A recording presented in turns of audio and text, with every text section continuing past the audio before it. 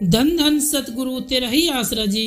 प्यारे सतगुरु की प्यारी साथ संगत जी, हमारे YouTube चैनल में आप सभी का हार्दिक स्वागत है। साथ संगत जी, वीडियो शुरू करने से पहले आप सभी से हाथ जोड़कर विनती है, इस वीडियो को पूरा सुनना है और साथ साथ में सिमरन भी जरूर करना है, क्योंकि यह वीडियो रूहानियत से भरा होने वाला है।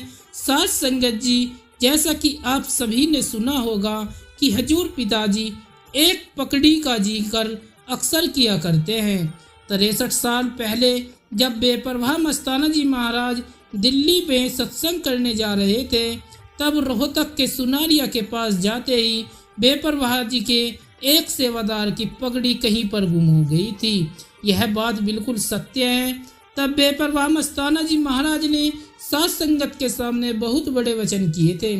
साथ संगत जी, हम आपको सुनाएंगे कि वह किस्सा क्या था और किस तरह से हंसा जी ने वचन किए थे। प्यारी साथ संगत जी, जिसने हमारे चैनल को अभी तक सब्सक्राइब नहीं किया है, प्लीज सब्सक्राइब कर ले। इस चैनल पर आपको हजूर पिताजी से जुड़ी हर खबर सीधी मिलती रहेगी। साथ संगत जी, जैसा कि आप सभी को पता है, बेपरवाह मस्ताना जी ने और सहनसा जी ने तीसरी बॉडी के लिए जो वचन किए थे, वह एक एक करके अब आप सबके सामने सच और पूरे होते दिखाई दे रहे हैं। सच्चा सौदा का इतिहास है जो कि ग्रंथों में दर्ज है। तो आइए हम आपको सुनाते हैं। आप सभी ने ध्यान पूर्वक सुनना है और सिमरन भी करते रहना है। साथ संगत जी, अगर आज भी आपको अपने सतगुरु पर दृढ़ यकीन है तो गुरु जी के चरणों में सजदे के रूप में कमेंट बॉक्स में धन धन सतगुरु तेरा ही आसरा का नारा लिखना है। तो आइए आपको बताते हैं सुनारिया का वह रहस्य जिसके बारे में बेपरवाह मस्ताना जी महाराज ने बहुत बड़े वचन किए थे। धन धन सतगुरु तेरा ही आसरा जी। 28 फरवरी 1960 को बेपरवाह मस्ताना जी महाराज ने पूज्य परम पिताजी को अपना गद्दी नसीन बनाकर उन्हें सर से पैरों तक नोटों के हार पहनाकर तथा बैंड बाजों के साथ शहर में जुलूस निकालने का हुक्म दे दिया। बेपरवाह जी ने साथ में यह भी फरमाया कि भाई सतनाम सिंह जी के पीछे पीछे जुलूस में जाना है, किसी ने भी डेरे में नहीं रहना। बेपरवाह जी का इलाही हुक्म था। डेरे के सभी संत ब्रह्मचारी सेवादार व प्रेमी जुलूस में शामिल थे, परंतु एक प्रेमी चालाकी से जुलूस में नहीं गया और छुपते छुपाते हुए डेरे में आ गया। उस प्रेमी को डांटते हुए बेपरवाह जी ने उपरोक्त वचन फरमाए थे। 16 अप्रैल को डेरा जाने से पहले डेरे का जो एक थोड़ा बहुत काम रहता था, वह उसी दिन सुबह ही पूरी करवा लिया था। दरबार के अंदर एक दो जो छोटे छोटे गड्ढे थे, उन्हें मिट्टी से भरवा कर बेपरवाह जी ने फरमाया, डेरे की सेवा तो पूरी हो गई है, अब एक नया दर खुलेगा। दिल्ली रवाना होने से पहले अंतर्यामी दातार जी ने बेपरवाह जी ने डेरे के सभी संत ब्रह्मचारी सेवादारों को अपने पास बुलाकर अपना अंतिम संदेश दिया। संत ब्रह्मचारी सेवादारों में सबसे छोटी आयु 11-12 वर्ष के भी साधु थे। बेपरवाह जी ने मुखराबिंद करते हुए फरमाया कि भाई तुम्हारी कैसे गुजरेगी। कुछ देर चुप रहने के बाद फिर से बोले कि भाई सबकी भक्ति मालिक की दरगाह में मंजूर है, चाहे कितने साल भी किसी ने दरबार में रहकर सेवा की है। इसके साथ ही बेपरवाह जी ने हुक्म फरमाया, तुम्हारे में से यदि कोई घर गृहस्थी में जाना चाहे अथवा कोई कारोबार करना चाहता है, उसे आज्ञा है। यदि कोई भक्ति करना चाहता है तो वह यहाँ दरबार में ही रह के। इसके बाद बेपरवाह जी ने सभी संत ब्रह्मचारी सेवादार भाइयों की अलग अलग ड्यूटियां लगाई। आखिर में दादू लांगरी से लंगर का एक प्रसाद मंगवा कर उसमें आधा वहीं खड़े खड़े सबके सामने छक लिया और यह वचन फरमाया, भाई सच्चे सौदे का इतना ही लंगर खाना बाकी था। बेपरवाह जी के उपरोक्त सभी बातें किसी को कुछ भी नहीं पता चला। बेपरवाह जी ने पहले भी कई बार ऐसी ही बातों का इशारा किया था। अरे सोनिया शहर से निकलोगे या दिल्ली से? 16 अप्रैल 1960 को फिर वही वचन दोहराते हुए फरमाया, भाई दिल्ली से ही ठीक रहेगा। सो का अर्थ अंतिम यात्रा है। इसके साथ ही बेपरवाह जी ने अपने ही बनाए हुए दरबार को बेअदब सजदा किया तथा इसके साथ ही रात 12:15 बजे जीप में सवार होकर दिल्ली को रवाना हो गए। इतना कुछ होने पर भी उस समय किसी भी जीव को वास्तविकता का पता नहीं चला कि बेपरवाह जी की उपरोक्त सभी बातों का आखिर तात्पर्य क्या है। असलियत सामने आने के बाद वे सभी प्राणी, संत, ब्रह्मचारी भाई व सेवादार और साथ संगत बीते वक्त को याद करके सिर पटक पटक कर रोने लगे। पूजनीय बेपरवाह मस्ताना जी महाराज के अलावा उस जीप में परम पूजनीय परम पिताजी सहस्त्राम सिंह जी महाराज, उस समय का सेवादार प्रेमी गोविंद मदान, प्रेमी बुल्ला तथा अन्य 3-4 प्रेमी थे। इस दरबार का पुराना सेवादार प्रेमी हजारा लाल बेपरवाह जी का ड्राइवर था। आगे जाकर सतगुरु जी के इलाही मौज ने एक ऐसा खेल रचा कि जो आज तक भी किसी के समझ में नहीं आया। रोहतक से 7-8 किलोमीटर पहले चलती जीप में से प्रेमी बुल्ला सिंह की सर से पगड़ी उतर कर उड़ गई। जीप रोक दी गई। 1-2 किलोमीटर सड़क के दोनों ओर पगड़ी ढूंढने की पूरी कोशिश की गई, परंतु पगड़ी कहीं से भी नहीं मिली। हालांकि उन दिनों फसल की कटाई भी लगभग पूरी हो चुकी थी और खेत करीब सभी खाली पड़े थे। पगड़ी न मिलने पर सभी सेवादारों ने पूज्य बाबा जी से प्रार्थना की, शहंशाह जी आगे दिल्ली चलकर नई पगड़ी ले लेंगे। इस पर शहंशाह जी ने असल बात को स्पष्ट करते हुए फरमाया, भाई पगड़ी तो दिल्ली चलकर नहीं खरीद लेंगे, पर उसे बांधेगा कौन? वह तो इसरार मौज ने बांधी थी, उसी ने ही उतार ली। अगले दिन 17 अप्रैल को मस्ताना जी ने संगत को दिल्ली के कुछ मुख्य स्थानों पर भी घुमाया। घूमने या देखने का तो मात्र एक बहाना था, वास्तव में अपनी पावन दृष्टि के द्वारा हजारों जीवों का उद्धार करना तथा साथ गई संगत को शिक्षा देना था। बेपरवाह जी ने बिरला मंदिर की कारीगरी पर हैरानी प्रकट करते हुए साथ संगत को में स्पष्ट किया कि इस इंसान की लोग कितनी संभालना करते हैं, परंतु जिस सतगुरु भगवान ने इस इंसान को इतना खूबसूरत बनाया है उसका कोई नाम ही नहीं लेता। उसके बाद सफदर जंग में कुछ राजा और महाराजाओं तथा निजामुद्दीन औलिया की कब्र पर भी गए। रात को वहीं पर सत्संग भी किया। सभी ने देखा कि राजाओं की कब्रों पर तो कोई भी नहीं जाता, चाहे वह कितनी भी खूबसूरत बनी है। उनमें तुच्छ जंतु, उल्लू, चमगादड़ आदि ही रहते हैं, परंतु फकीरों की कब्रों पर मेले मुशायरे लगते हैं तथा कव्वाली और भजन बोले जाते हैं, क्योंकि फकीर सदा अमर रहते हैं। सावन सांझ मौज ने इस गरीब मस्ताना की बॉडी में 12 साल काम किया, परंतु किसी ने भी नहीं समझा।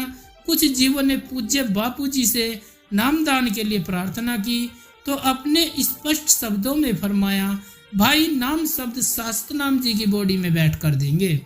18 अप्रैल को बेपरवाह मस्ताना जी महाराज प्रातः बहुत जल्दी उठ गए और सभी सेवादारों और प्रेमियों को भी जल्दी उठा लिया। बुल्ले ने कहा कि बाबा जी अभी तो सुबह के 2:30 बजे हैं। इस पर बेपरवाह जी ने उक्त को डांटते हुए कहा कि अरे तू क्या समझ सकता है इसरार मौज को। शहंशाह जी सुबह जल्दी ही तैयार हो गए। सभी को प्रसाद बांटा गया। वहां पर एक आमों की टोकरी रखी हुई थी। उस टोकरी में एक विशेष आम पर बेपरवाह जी की पावन दृष्टि टिकी हुई थी। बेपरवाह जी ने उस आम को अपने पवित्र कर कमलों में लेकर उसकी बहुत संहारना की। इस आम को कोई भागो वाला ही खाएगा। उसके बाद मस्ताना जी ने वह आम अपने ललाट माथे पर लगाकर फरमाया, सतनाम सिंह जी तुम्हें यह आम देते हैं, ऐसे ही रंग निकालना। बुल्ले जी ने बापूजी के हाथों से वह आम हथियाने की कोशिश करी, परंतु अंतर्यामी सामर्थ्य दाता जी ने उसे डांटते हुए फरमाया कि नहीं, इस पर तेरा कोई हक नहीं है।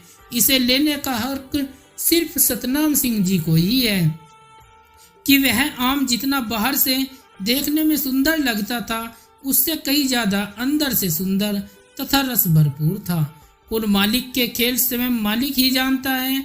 उसके बाद बेपरवाह जी ने खांसी का बहाना बनाकर संगत में आखिरी वचन फरमाया, हजारा लाल, तुमने जीप की सर्विस आदि का जो काम करवाना है तथा तेल वगैरह डलवाना है वह पूरा कर लेना। हम डॉक्टर के पास दवाई लेने जा रहे हैं, ज्यादा देर मत लगाना। हजारा लाल के यह पूछने पर कि उसके साथ कौन रहेगा, इस पर बेपरवाह जी ने बिल्कुल साफ व अंतिम शब्दों में पूज्य परम पिताजी की तरफ इशारा करते हुए फरमाया, सतनाम सिंह जी तुम लोगों के साथ रहेंगे।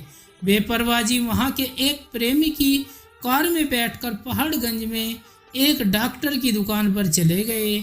आप जी के साथ शहर सरसा का प्रेमी गोविंद मदान तथा 3-4 प्रेमी भी थे। बेपरवाह जी काफी देर तक उस डॉक्टर से बातें करते रहे और इस प्रकार अपनी दया दृष्टि के से उसका उद्धार किया। बेपरवाह जी ने उसे पहले ही सब कुछ बता दिया था कि संत महात्मा अपनी मर्जी से अपना शरीर छोड़ते हैं। अगर ऐसी कोई बात हो गई तो तुमने घबराना नहीं है, संत महात्माओं ने तो अपना काम करना होता है। इस प्रकार बेपरवाह जी ने उससे कितनी देर तक हंसते हंसते बातें करते रहे। इतने में डॉक्टर ने हुक्म के अनुसार बेपरवाह जी के इंजेक्शन लगा दिया और उसके साथ ही आप वहीं पर बेंच पर लेट गए। तलियों की जलन का बहाना करके धन धन सतगुरु तेरा ही आसरा का नारा लगा दिया। अर्थात 18 अप्रैल 1960 को सुबह 10:15 पर अपना पंचभूत भौतिक शरीर छोड़कर अनामी देश में जा समाये। यह दृश्य देखकर डॉक्टर के पसीने छूट गए। वह भौचक्का रह गया कि अब क्या होगा। बाबा जी के अनुयायी उसे बर्बाद कर देंगे और उसे पर कत्ल का इल्जाम लगाकर उसे अदालत से सजा करवाएंगे। उसे अब कुछ भी नहीं सूझ रहा था कि वह अब क्या करे। डॉक्टर की वह हालत देखकर साथ वाले प्रेमियों ने उसे हौसला देकर कहा कि उसका कोई कसूर नहीं है, यह तो संत महात्माओं का अपना खेल है। पूरी जांच कर लेने के बाद सेवादारों ने वहां से तुरंत गाड़ी निकाल ले जाने का विचार कर लिया, क्योंकि यदि वह वहां पर से संगत को पता चल गया तो बहुत काम बिगड़ जाएगा। बेपरवाह जी के पार्थिव शरीर को गाड़ी की पिछली सीट पर लेटाकर उसी समय गाड़ी में सीधे सरसा को चल पड़े और आते आते उन प्रेमियों ने सर्विस स्टेशन के पास गाड़ी धीरे धीरे करके परम पिताजी को सिर्फ यही संदेश दिया, बेपरवाह जी की तबीयत अचानक खराब हो गई, हम डेरे की ओर चल पड़े हैं, आप भी जल्दी आ जाओ। बस फिर क्या था, जीप में तेल डलवाकर परम पिताजी ने हजारा लाल को जल्दी चलने का आदेश दिया। रोहतक तक बेपरवाह जी वाली गाड़ी बिल्कुल दिखाई नहीं दी। रोहतक में वापसी पर उस प्रेमी के घर भी पता किया जिसके घर दिल्ली जाते समय रुके थे कि शायद बेपरवाह जी आराम करने के लिए कुछ देर यहाँ पर ठहरे हो, लेकिन वहाँ पर शहंशाह जी की कुछ पता न चलने पर फिर तो गाड़ी सीधे सरसा की तरफ तेजी से दौड़ा कर चल पड़े। वहाँ काल के बूथ के पास पहुँचने पर असल बात स्पष्ट हो गई थी कि दरबार के अंदर प्रेमियों की रोने की आवाजें सारे वातावरण को हिला रही थी।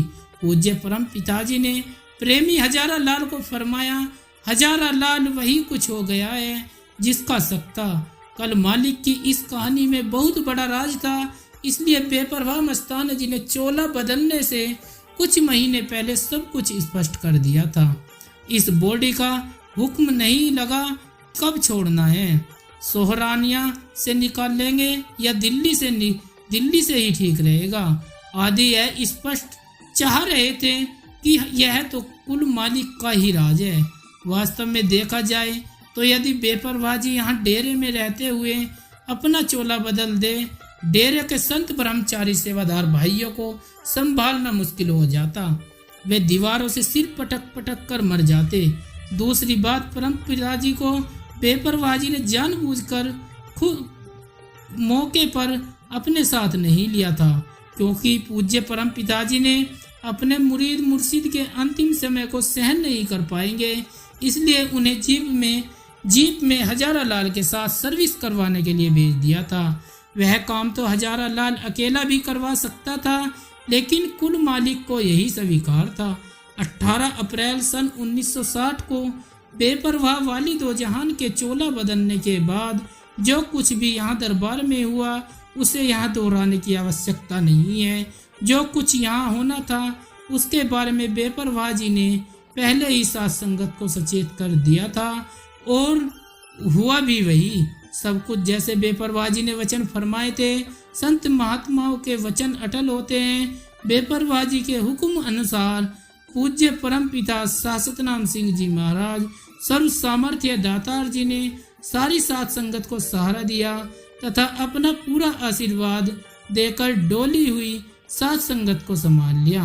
बेपरवाह शाह मस्ताना जी ने अपने जीवन काल में करीब 35-36 डेरे बनवाए और उन गांव में खूब सत्संग किया।